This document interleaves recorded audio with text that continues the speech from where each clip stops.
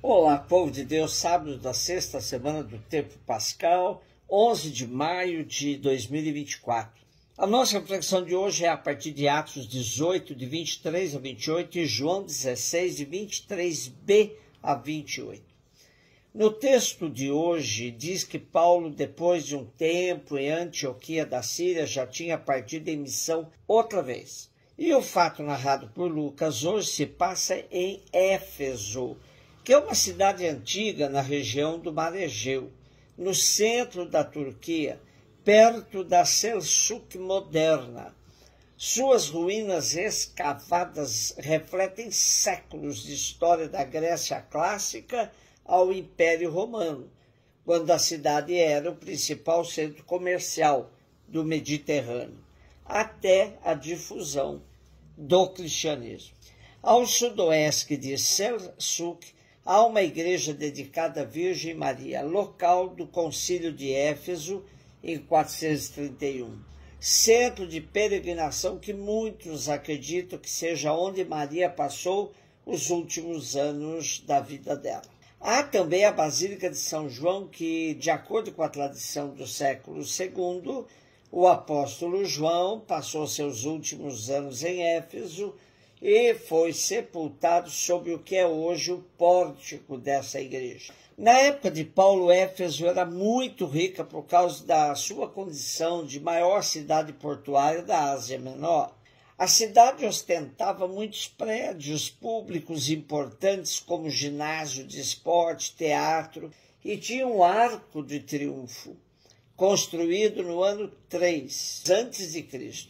Além disso, o templo de Ártemis era uma das 7 maravilhas do mundo antigo e já era, na época, uma fonte significativa de renda, segundo o próprio livro dos Atos dos Apóstolos.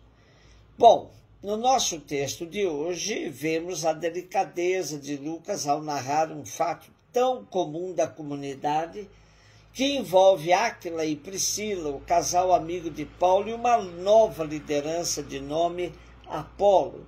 Apolo era natural de Alexandria, cidade portuária do Mediterrâneo, no Egito.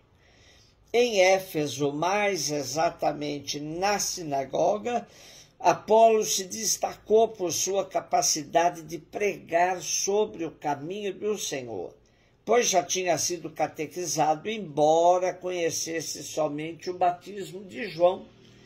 Áquila e Priscila completaram sua formação sobre o caminho de Deus. E nosso texto diz que Apolo queria mudar-se para Acaia, outra província do Império Romano na Grécia, para onde foi com a carta de recomendação aos irmãos da comunidade local. Lucas diz que em Acaia, Apolo foi muito útil, pois com sua eloquência e vigor refutava os judeus publicamente, demonstrando pelas Escrituras que Jesus é o Messias.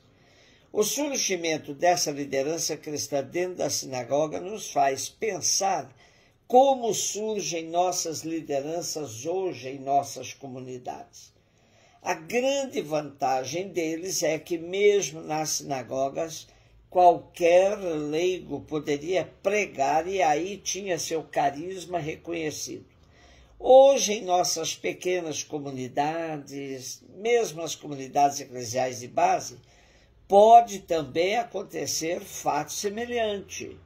Só não acontece em grandes templos, dominados pelo clero. Aí só o padre é quem fala. Fico imaginando um leigo com capacidade de pregar bem, ter que submeter-se a ouvir os nossos pregadores mal formados ou que simplesmente não têm o carisma da pregação. Se as SEBs não tivessem sido tão perseguidas e difamadas, hoje teríamos uma outra igreja, sobretudo nos últimos tempos, onde voltamos a nos dedicar a essas construções de grandes templos, santuários, em detrimento de pequenas comunidades que são verdadeiros celeiros de novos carismas e ministérios. Quantos Apolos teríamos nessa maneira simples, pobre de ser igreja? João 16, 23b a 28. Disse Jesus aos seus discípulos: em verdade vos digo, se pedirdes ao Pai alguma coisa em meu nome, ele vos dará. Até agora nada pedistes em meu nome, pedi e recebereis, para que a vossa alegria seja completa. Disse-vos estas coisas em linguagem figurativa. Vem a hora em que não vos falarei mais em figuras, mas claramente vos falarei do Pai. Naquele dia pedireis em meu nome, e não vos digo que vou pedir ao Pai por vós, pois o próprio Pai vos ama, porque vós me amastes e acreditastes que eu vim da parte de Deus. Saí do Pai e vim ao mundo. Novamente parto do mundo, volto ao Pai. Estamos próximos do ápice do discurso de despedida de Jesus, que começou no capítulo 13 com lava-pés. Jesus vai intensificando o anúncio da sua partida, por isso nosso texto de hoje tem uma conotação fortemente escatológica, onde aparece a expressão naquele dia. Para João, o decisivo acontece quando se manifesta a plenitude do amor de Deus. É o dia em que Jesus dá sua vida por amor e é glorificado pelo Pai. Quando fazemos a opção de viver por amor, dando continuidade à prática de Jesus, antecipamos esse dia de glória, onde será a plena manifestação do amor de Deus.